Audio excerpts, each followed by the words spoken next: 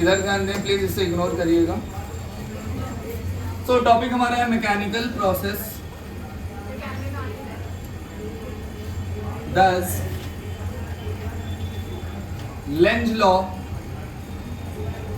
follows conservation of energy, prove that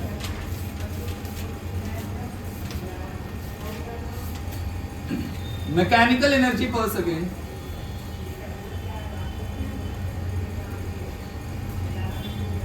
is equals to heat produced per second।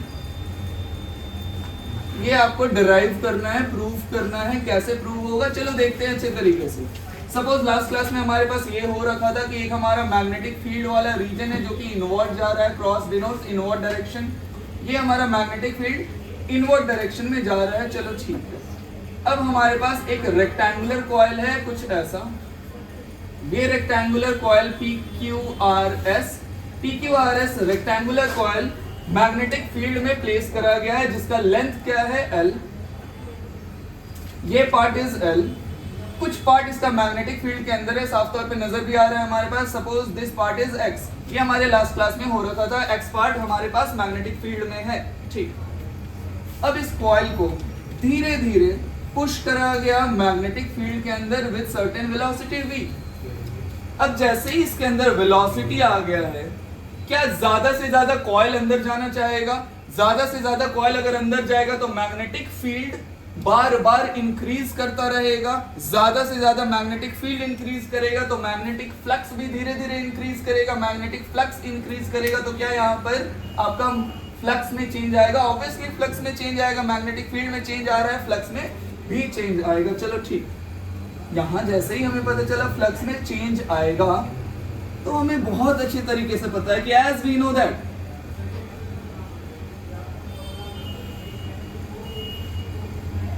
Force on the current carrying wire. क्या आप सभी लोगों को पता है force on current carrying wire क्या होता है? F equal BIL sine theta होता है ना? कुछ तो बोलो यार। साइन थीटा, यहाँ थीटा के प्लेस पर क्या है? Magnetic field inward, velocity of the coil ऐसा, मैग्नेटिक फील्ड इनवर्ड, वेलोसिटी ऐसा, क्या आपस में परपेंडिकुलर है? तो theta will be 90 degree, sine 90 degree is 1। Finally हमारे पास आ गया BIL, इक्वेशन 1। चलो और देखते हैं। अब जैसे ही ये कॉइल, थोड़ा सा अच्छे से दिमाग लगाएंगे अच्छे तरीके से, जैसे ही अंदर जाएगा क्या फ्लक्स में चेंज आएगा? ऑब्वियसली चेंज आएगा। As the coil moves with velocity v, then change in flux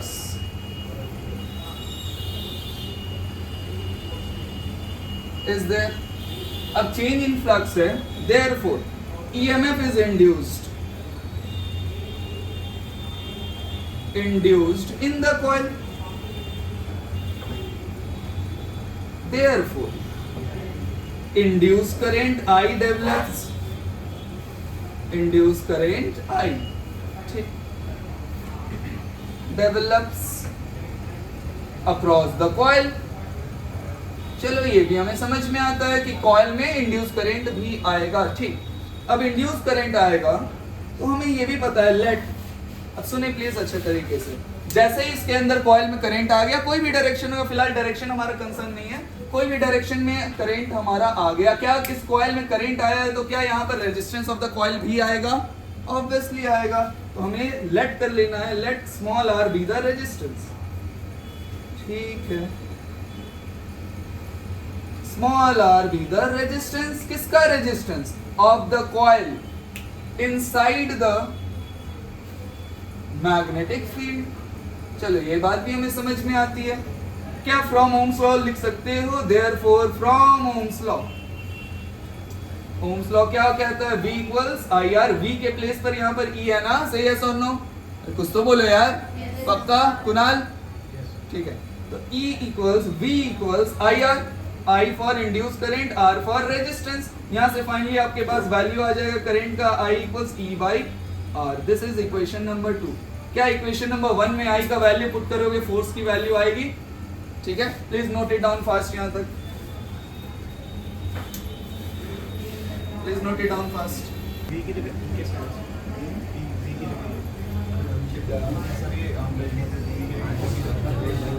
V के जगह पर E आएगा ना, E फॉर EMF जो इंड्यूस ठीक है।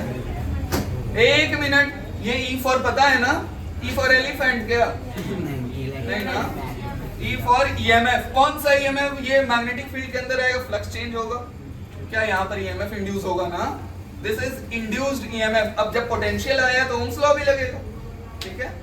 Please note it down fast.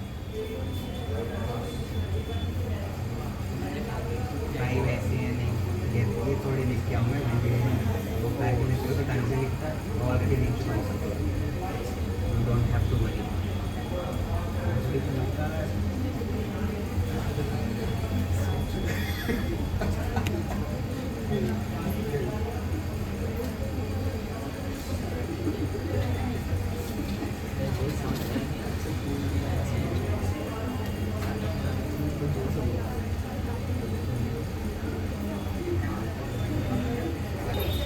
Done, yes sir.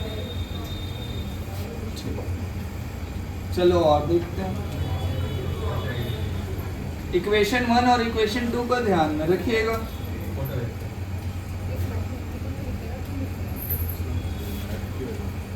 सुनिए प्लीज, डन, क्या ध्यान दें। When the coil moves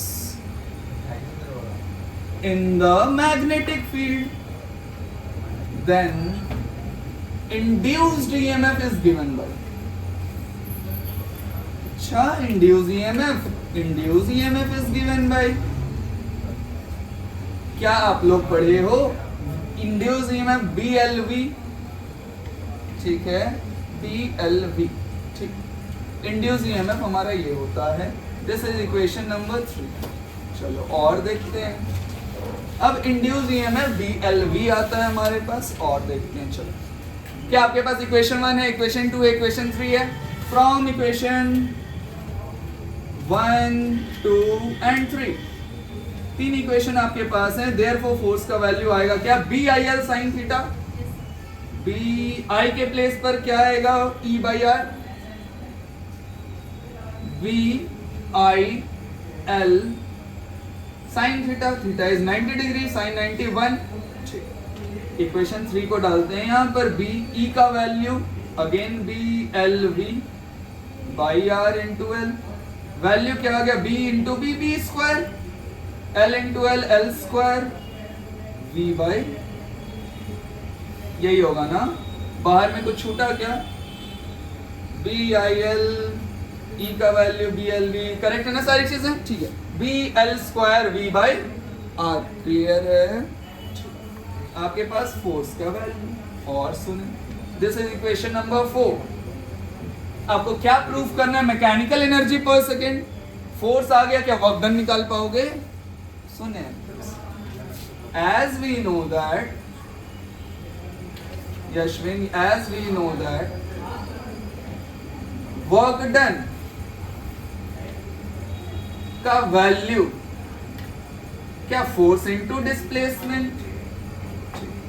और सुन, डॉट प्रोडक्ट आएगा ना, डॉट प्रोडक्ट हटा तो cos थीटा भी आएगा ना। ये थीटा के प्लेस पर देखें, ये थीटा किनके बीच का एंगल है, फोर्स और डिस्प्लेसमेंट। फोर्स किधर लग रहा है, इधर, क्या डिस्प्लेसमेंट भी इधर है। अरे यार, कॉइल को अंदर ले जाने में फोर्स लग रहा होगा, एक्सटर्नल फोर्स। एक्सटर्नल फोर्स लगने की वजह से डिस्प्लेसमेंट भी सेम, दोनों का डायरेक्शन सेम।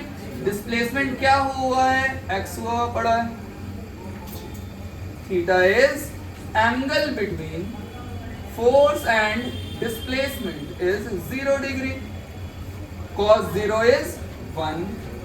चलो ठीक है, cos 0 डिग्री इज 1। और समझे, f(x) cos 0 इज 1। और समझे, और समझे। अगर यहाँ पर वर्क डन पर सेकेंड होता, एकदम इजी करके आपको बताया जा रहा है, वर्क डन पर सेकेंड अगर आपके पास होता तो क्या यहाँ पर टाइम से डिवाइड करना पड़ता? ठीक। क्या डिस्प्लेसमेंट बाय टाइम वेलोसिटी आता? श्योर ना। लेकिन लिखना कैसे है वो समझिए। ऐसे आप लिखोगे तो मार्क्स कट जाएंगे, लिखना कैसे है वो समझिए। Work done per second is given bye, क्या एफ डॉट डी एक्स लिखा जाएगा? एट एनी टाइम डिस्प्लेसमेंट हमारा डी एक्स है, small displacement, F D X by D T small time cos 0 degree. क्या ये स्टेप समझ आया? ठीक। और समझते हैं, डिस्प्लेस हो रखा था एक्स, फर्दर और डिस्प्लेस करेंगे, क्या इतू सा डिस्प्लेसमेंट होगा, छोटा सा डिस्प्लेसमेंट। अगर छोटा सा डिस्प्लेसमेंट है तो वर्क डन भी छोटा सा होगा, ठीक। उसे इंटीग्रेट करना पड़ेगा, ठीक। या फिर work done per second, force छोटा सा डिस्प्लेसमेंट पर यूनिट टाइम, छोटा सा डिस्प्लेसमेंट पर यूनिट टाइम की वैल्यू क्या होती है? वेलोसिटी। क्या एफ डॉट वी भी पढ़े हो? Work done per second, that is power. Power is work done per second या फिर work done by time, power पढ़े हो ना यार? ये तो बेसिकली पावर ही, एफ इंटू वी भी पढ़े हो, पावर। कैसा पावर? इंस्टेंटेनियस पावर है क्या ये? इंस्टेंटेनियस पावर है ना, ठीक। और समझते हैं, क्या फोर्स का वैल्यू आपके पास आ रखा है from equation 4। Now using equation number 4, equation 4 से हमें क्या पता चल रहा है? Work done per second. अच्छा, work done per second, force की value is B square L square V by R into V, V into V, V का square, B square L square V square by R. अच्छा, work done per second, और work done per second के पीछे का कहानी अगर आप लोग देखो अच्छे तरीके से, तो क्या ईएमएफ आया है? किसके वजह से आया है? कॉइल के मोशन की वजह से आया है। क्या कॉइल के मोशन के लिए बाहर से हमें फोर्स लगाना पड़ेगा? बाहर से अगर आप फोर्स लगा रहे हो, दैट मींस एक्सटर्नल फोर्स लगा रहे हो। एक्सटर्नल फोर्स लगाओगे तो क्या मैकेनिकल एनर्जी भी आएगा, ठीक। तो बेसिकली ये जो वर्क डन पर सेकेंड आया है, ये क्या होगा? मैकेनिकल एनर्जी पर सेकेंड होगा। क्यों? क्योंकि फोर्स मैकेनिकल है, तो ये value is mechanical, therefore mechanical work done या mechanical energy basically per second is given by D square L square V square by R, equation number 5, ठीक। और सुने प्लीज, क्या यहाँ तक हो गया है note? Please note it down fast, जिन्होंने नहीं करा है एटलीस्ट वो वाले पार्ट को नोट करें जल्दी से, फटाफट प्लीज। क्या समझ आ रहा है?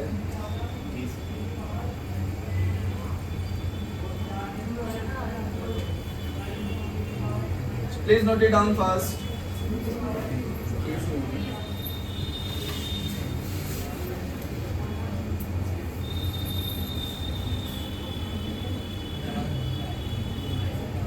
क्या लेफ्ट हैंड साइड हो गया? लेफ्ट हैंड साइड हो गया। जल्दी लिखो यार कुणाल।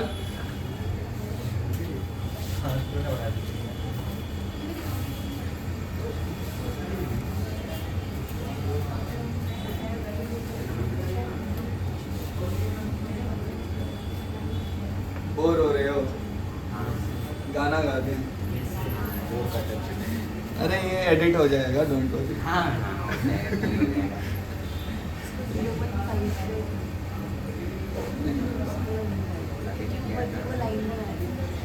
ये अभी तो ट्राई कर रहे हैं ना, आपको पता लगेगा कि आप कैसे पढ़ाते हैं। मुझे पता है। अच्छा पढ़ा। अरे कैसे, कैसा डन प्रतिभा।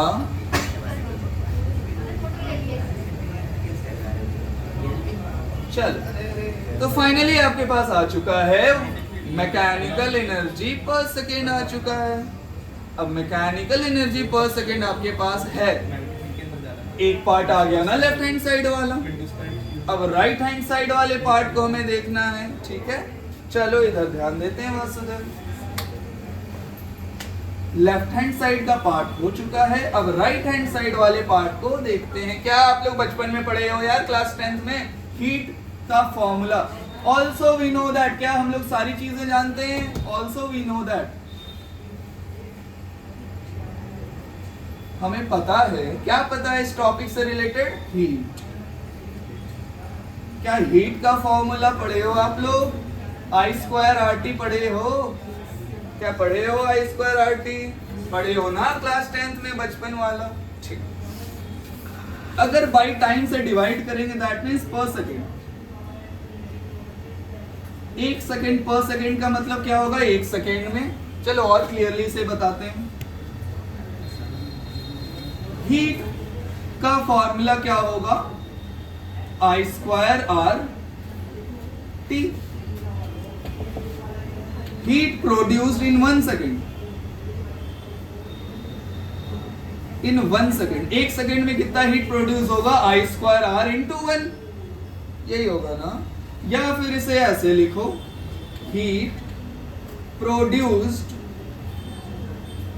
पर सेकेंड, ये I² सिर्फ R हो जाएगा। ठीक, क्या I का वैल्यू आपको पता है? क्या I का वैल्यू पता है? इक्वेशन आया था ना, क्या I इक्वल्स E/R था? क्या E इक्वल्स BLV था? I², ठीक। क्या E²/R²? क्या रेजिस्टेंस छोटा वाला R है? ठीक, और समझते हैं। E का वैल्यू, क्या E का वैल्यू आया हुआ है? BLV, B² L² V², E का square B² L² V² upon resistance का स्क्वायर। ठीक, क्या यहां पर इंटू R भी है, इंटू R भी है। क्या R ने R को काटा? फाइनली हमारे पास बचा B² L² V²/R। Oh, that means हमारे पास ये इक्वेशन 5 और इक्वेशन 6 इक्वल है। क्या क्या इक्वल है? यस और नो? अरे यार बोलो यार, शांत क्यों हो गए? पक्का ना? क्या 5 और 6 इक्वल है? That means mechanical energy per second is equal to heat produce per second. ठीक, please note it down fast.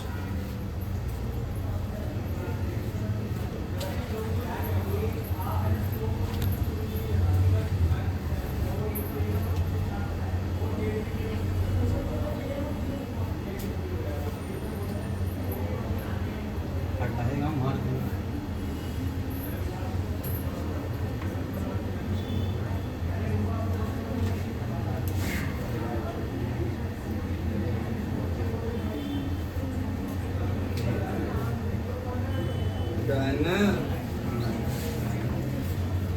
यार इतना स्लो लिखा हुआ है तो कैसे चलेगा? इतना थुचुक थुचुक।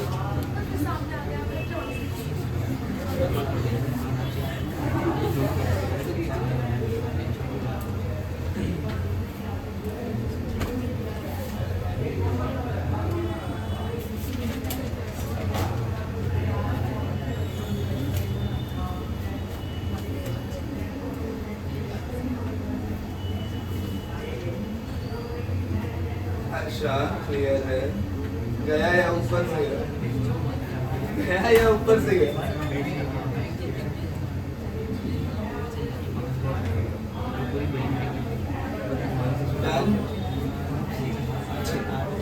चलो यहाँ पर तो हमारे पास आ चुका है। लिखें स्टेटमेंट, लिखें please. Write down the statement from equation 5 and 6। लिखें from equation 5 and 6।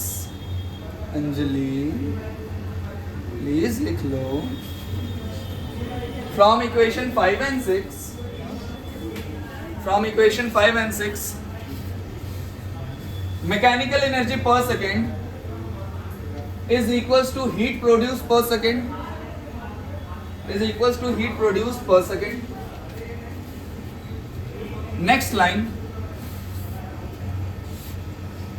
thus, next line में लिखें thus Lenz law follows conservation of energy. Thus Lenz law follows conservation of energy. ठीक है, तो हमें तो बहुत सारी चीजें समझ में आ गई हैं अब तक। डन। यहाँ से हमारे पास ये सारी चीजें खत्म हो गई हैं कि लेंज लॉ हमारे पास क्या होता है, थ्योरेटिकल अप्रोच भी हमारे पास है, मैथमेटिकल अप्रोच भी हमारे पास है। थोड़ा सा इसे और समझने का कोशिश करते हैं। कंसेप्ट अभी भी बचा हुआ है। क्या बचा हुआ है कंसेप्ट, वो ध्यान से सुने प्लीज। कुणाल स्पेशली आप, अभिषेक देखो ध्यान से। जब ये कॉइल रुका हुआ था, मैग्नेटिक फील्ड के अंदर एक्स पोर्शन है, सपोज है, क्या मैग्नेटिक फील्ड आ रहा है यहाँ, क्या मैग्नेटिक फील्ड लग रहा है ना यहाँ, क्या मैग्नेटिक फील्ड थ्रेड करेगा कॉइल को, ऑब्वियसली करेगा थ्रेड। मैग्नेटिक फील्ड कॉइल को थ्रेड करेगा तो क्या मैग्नेटिक फ्लक्स आएगा, क्या मैग्नेटिक फ्लक्स कांस्टेंट रहेगा। क्यों कांस्टेंट, क्योंकि कॉइल भी रेस्ट में। मैग्नेटिक फ्लक्स कांस्टेंट, तो चेंज इन मैग्नेटिक फ्लक्स क्या जीरो, पक्का ना। Change in magnetic flux zero, जब चेंज इन मैग्नेटिक फ्लक्स ही जीरो है तो क्या कोई ईएमएफ इंड्यूस होगा ना। क्यों, क्योंकि लेंज लॉ ये बोलता है कि फैराडे का सेकंड लॉ ये कहता है कि अगर आपको ईएमएफ चाहिए तो बस प्यार से आप फ्लक्स में चेंज कर दो, फ्लक्स में आप चेंज कर दोगे तो सारी चीजें आ जाएंगी, ईएमएफ भी आ जाएगा, करंट भी इंड्यूस हो जाएगा। ठीक, तो यहाँ पर इसे मूव कराया गया फॉरवर्ड डायरेक्शन में। क्यों मूव कराया जा रहा है, ताकि इस कॉइल में ईएमएफ आ जाए। कॉइल को जैसे ही आगे मूव कराएगा विद सर्टेन वेलोसिटी v, तो कॉइल का मूवमेंट फॉरवर्ड क्या धीरे धीरे धीरे धीरे धीरे धीरे धीरे धीरे कॉइल ज्यादा से ज्यादा मैग्नेटिक फील्ड के अंदर आएगा। ज्यादा से ज्यादा कॉइल मैग्नेटिक फील्ड के अंदर आएगा तो कॉइल का एरिया, क्रॉस सेक्शनल एरिया ज्यादा से ज्यादा मैग्नेटिक फील्ड के अंदर। ठीक, अब कॉइल ज्यादा मैग्नेटिक फील्ड के अंदर है, कंटिन्यूअसली एरिया इंक्रीज कर रहा है। एरिया इंक्रीज करेगा तो क्या मैग्नेटिक फ्लक्स भी चेंज होगा। मैग्नेटिक फ्लक्स चेंज तो ईएमएफ इंड्यूस होगा from Faraday second law, E equals minus D phi by D T. ठीक, और समझते हैं। अब जैसे ही ये कॉइल, कहानी अभी अधूरा है, कहानी को पूरा करते हैं। कहानी का शुरुआत कहां से हुआ, ये कॉइल रेस्ट में था, मैग्नेटिक फ्लक्स था क्या, हाँ मैग्नेटिक फ्लक्स था, लेकिन change in magnetic flux zero. Change in magnetic flux zero होने की वजह से कोई ईएमएफ इंड्यूस नहीं होगा, तो कॉइल को मूव कराया गया further horizontally with velocity v। इसके वजह से चेंज इन फ्लक्स कुछ आया वैल्यू, तो ईएमएफ इंड्यूस हो गया। चलो ठीक, ईएमएफ इंड्यूस होने की वजह से करंट भी इंड्यूस होगा, करंट इंड्यूस होगा, करंट भी आ गया। करंट की वजह से फोर्स लगेगा, फोर्स की वजह से एनर्जी आएगा, एनर्जी पर सेकेंड भी आएगा। अब कॉइल को मूव कर रहे हैं, अंदर जा रहा है, अंदर जा रहा है, अंदर जा रहा है, अंदर जा रहा है। अब ये रेस्ट में आ गया। सपोज कॉइल को हमने रेस्ट में लगा दिया, आगे फॉरवर्ड मोशन होने के बाद हमने रेस्ट में कर दिया इस कॉइल को। अब कॉइल है रेस्ट में। ठीक, अब जैसे ही कॉइल रेस्ट में आ गया तो फाइनली इसके अंदर जो ईएमएफ इंड्यूस हो रखा होगा, हुआ होगा ना यार, पक्का ना, अरे बोलो। ईएमएफ इंड्यूस हो चुका है, अब ये रेस्ट में, तो जैसे ही रेस्ट में आ गया मैग्नेटिक फ्लक्स फिर से कांस्टेंट हो गया, तो change in magnetic flux zero. Change in magnetic flux zero, तो फर्दर कोई ईएमएफ इंड्यूस नहीं होगा। जब फर्दर ईएमएफ ही इंड्यूस नहीं होगा तो जो पहले हो चुका था, कुछ तो हुआ था पहले ईएमएफ इंड्यूस, वो अब इंड्यूस ईएमएफ कहीं जाएगा। कहां जाएगा, in the form of heat. That means coil गर्म हो जाएगा। कॉइल गर्म होगा ना अचानक, तो अचानक धीरे धीरे धीरे धीरे कॉइल गर्म हुआ, हीट एनर्जी रिलीज होगा, पर सेकेंड रिलीज होगा। ठीक है, धीरे धीरे पर सेकेंड रिलीज होता होता होता होता वो उड़ जाएगा, और वो हीट एनर्जी जो रिलीज होगा पर सेकेंड, वो किसके इक्वल है, मैकेनिकल एनर्जी पर सेकेंड के। क्या पूरा कहानी समझ आया? ठीक है, पक्का। ये कहानी आपको थ्योरी में भी लिखवाया गया था, ठीक है, और ये कहानी को प्रूव मैथमेटिकली भी करा गया। पूरी सारी चीज़ें क्लियर हैं, पक्का ना? ठीक है, ठीक। आज के लिए इतना ही रहने देते हैं, बाकी की चीज़ें नेक्स्ट क्लास में हम लोग करेंगे। टाइम हो गया है ना? BLB कैसे आया था? पीछे नहीं आया था। अच्छा, BLB कैसे आया था वो बताना है क्या? वो पीछे नहीं आया था। क्या बात कर रहे हो यार? ये नोट हो गया है क्या? सुने प्लीज।